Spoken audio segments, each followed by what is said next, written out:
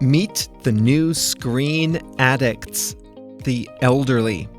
Hi there, everyone. It's Jeff, and this is Plain English for Thursday, November 13th, 2025. Here at Plain English, we tell stories to help you upgrade your skills in English. When you listen to the stories, you start to think in English. You develop opinions. You compare the story to your own life.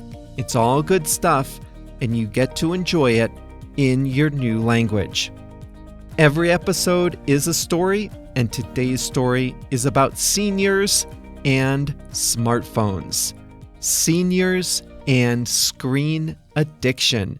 Everyone talks about kids being on their phones too much. Even we've talked about that here at Plain English. But today's retirees had smartphones and connected technology during their working lives, and now screen time is a big part of retirement for a lot of people.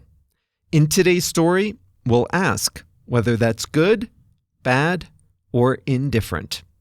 This is episode number 817 of Plain English, so you can find the full transcript, translations, quiz, exercises, and more at plainenglish.com/817. plainenglish.com/817. Before we start today's story, I'd just like to remind you that the podcast is just one part of how we can help you upgrade your English skills. At plainenglish.com, you can make faster progress with active learning strategies. You can take quizzes, do activities, listen to the fast version of the audio, watch video workshops, practice what you learn, and even join a live call with JR and me. It's all about helping you build your skills to become a better, more confident English speaker. Sound good? Go to plainenglish.com to start your free 14-day trial today. Now, let's jump into today's story.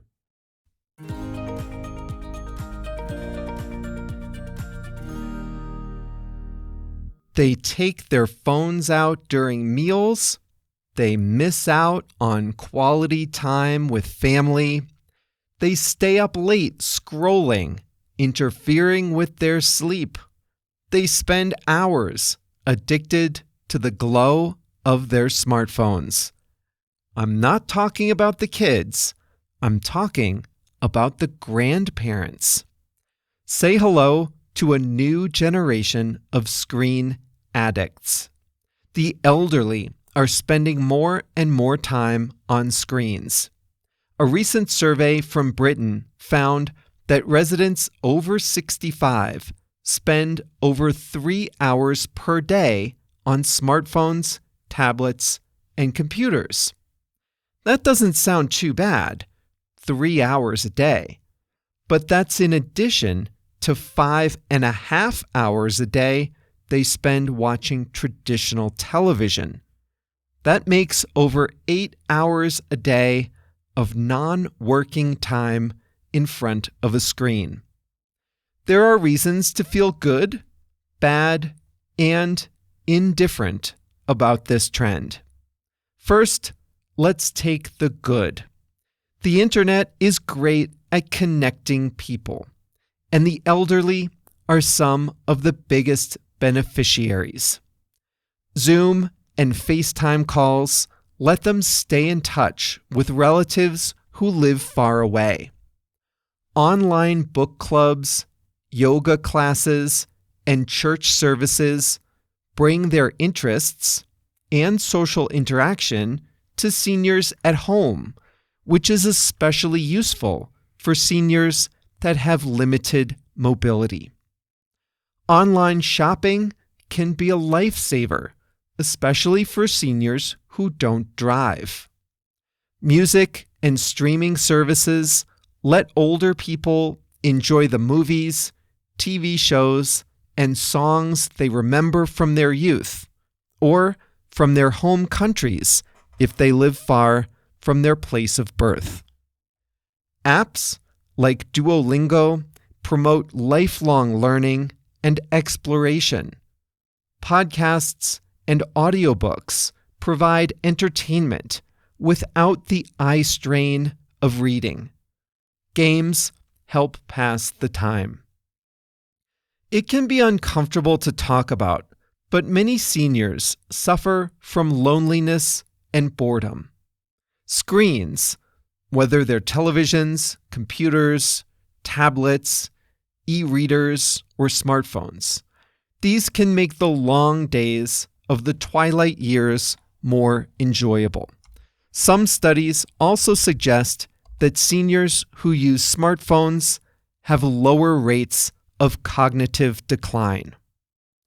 What's more, many of the concerns about kids on screens just don't apply to seniors.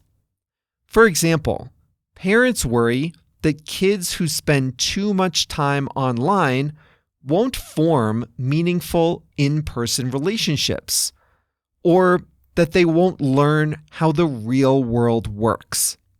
But seniors have already lived a long life. They have in-person friends and family members. They've had life experiences. The screen time is in addition to, not instead of, those things. Another big worry about kids on phones is the time they waste.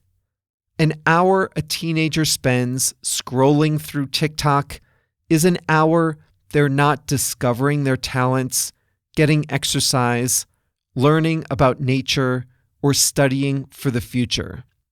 But retirees have a lot of free time.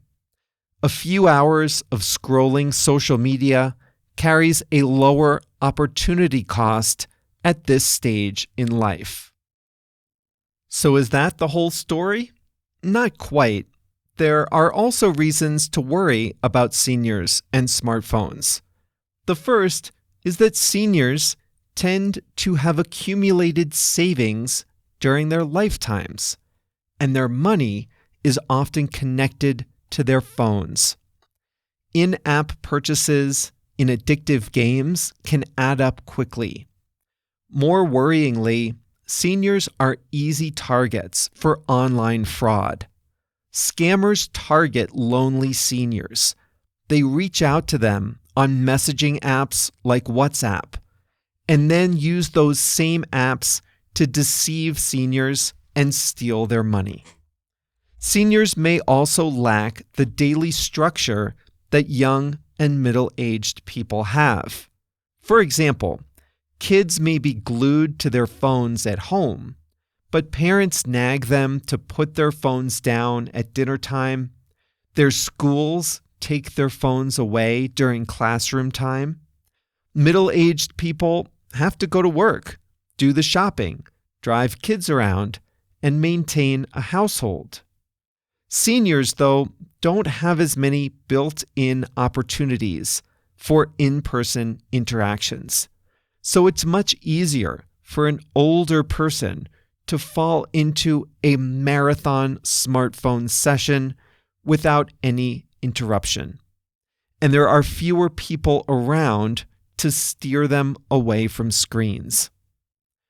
One thing is for sure, though. This generation of retirees is different. Older adults have long been laggards in adopting digital technology. Not anymore. Many people in their 60s today have worked with a connected computer for decades.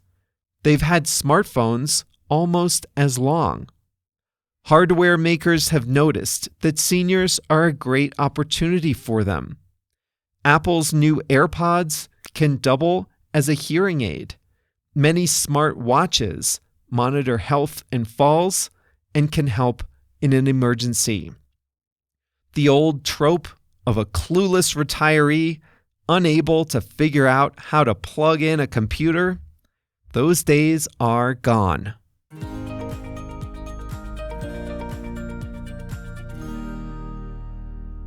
I read some articles with stories about families of multiple generations under one roof. One person said Her kids know not to take out their phones at the table, but it's the grandfather in the family who's got the screen out during dinner. One parent brings her small kids to visit their grandparents. Out of the two grandparents, one puts down the devices, but the other can't stop. She worries her kids will miss out on time with their grandfather because he's looking at a screen during their visits.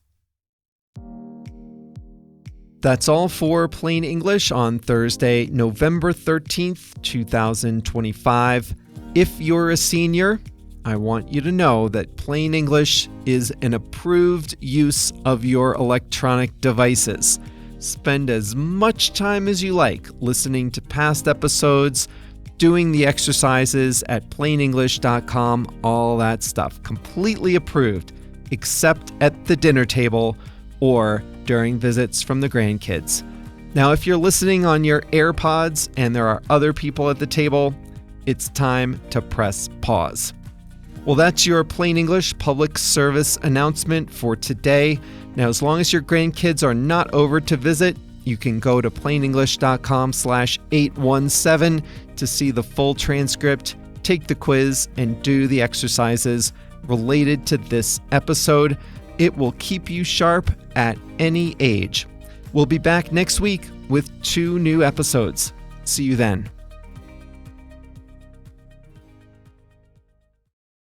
Listen up if you speak Spanish, Portuguese, Chinese, German, French, Italian, Japanese, Polish, or Turkish.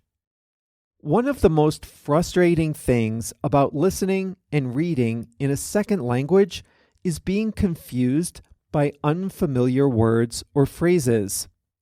When you listen to Plain English, or when you read the transcript, you probably encounter some words you don't know. When that happens, you have a few options. You can stop the audio, go look up the definition, then return to the episode, find your place, and press play again, but that's exhausting. Or you can just skip it and be confused. That's no fun either. But what if you could see the translation of the word into your language instantly without having to stop the audio, without having to look anything up? Well, you can at plainenglish.com. For each episode, we translate about 100 words and phrases from English to 9 languages: Spanish, Portuguese, Chinese, German, French, Italian, Japanese, Polish, and Turkish. And we highlight those words in blue. All you have to do is hover your mouse over the highlighted word, and you'll see the translation instantly. It works great on mobile too. It really makes listening a lot more satisfying, and it's a great way to expand your vocabulary in English.